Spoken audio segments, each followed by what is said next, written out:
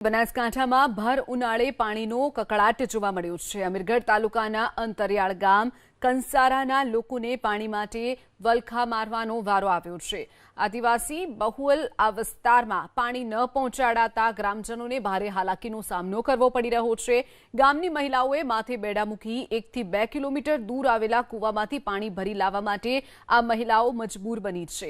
કંસારા ગામમાં 50 જેટલા પરિવારો રહે છે, પરંતુ નળ સે જળ યોજના હેઠળ કે ટેન્કર દ્વારા પણ અહીંયા પાણી નથી પહોંચાડવામાં આવતું।